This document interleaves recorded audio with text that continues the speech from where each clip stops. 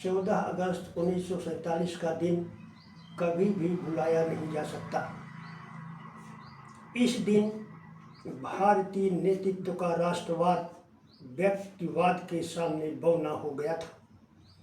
महात्मा गांधी इस दिन सबसे लाचार व्यक्ति थे, क्योंकि न मिस्टर जिन्ना उनकी सुन रहा था और न पंडित जवाहरलाल नेहरू ही।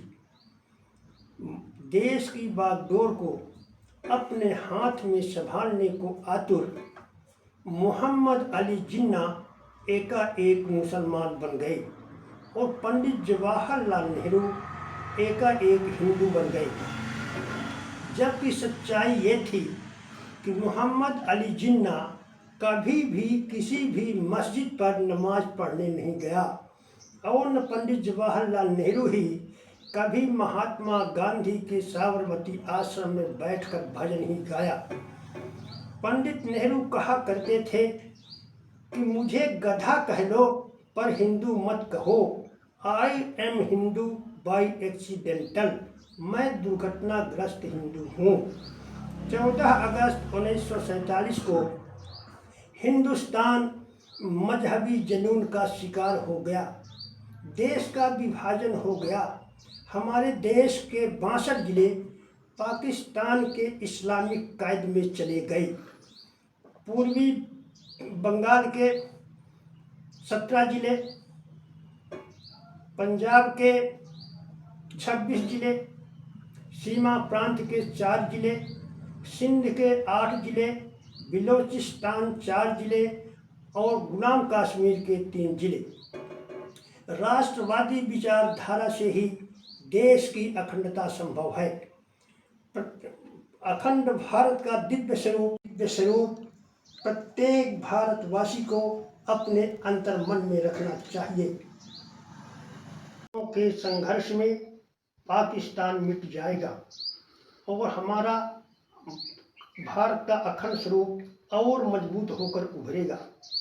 जर्मनी के 2 टुकड़े एक हो सकते हैं, वियतनाम एक हो सकता है, कई खंडों में बटा यूरोप एक मुद्रा चला सकता है।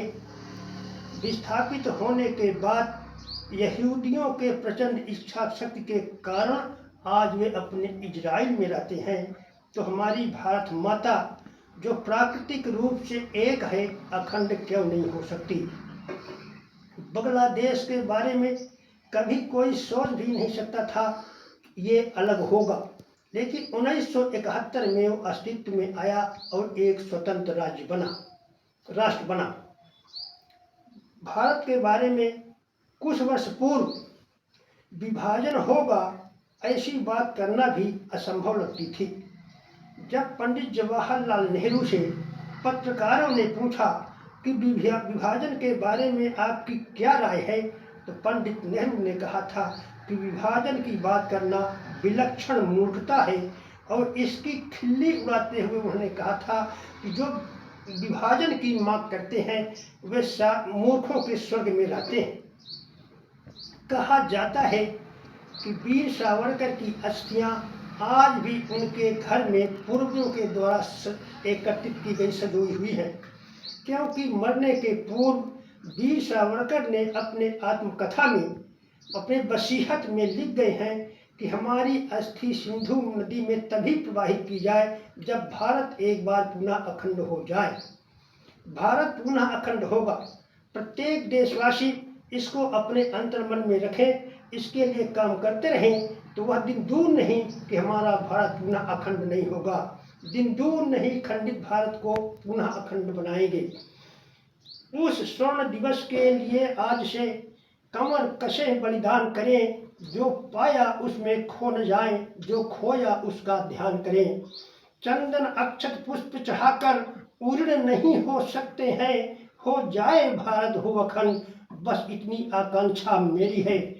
बंधुओं, सभी भारतवासी एक रहे, भारत माता का अखंड रूप अपने दिल में रख रहें, तो भारत माता पुनः खंडित होगी। इन्हीं सब के साथ वाणी को विराम। सबको प्रणाम। जय श्री राम।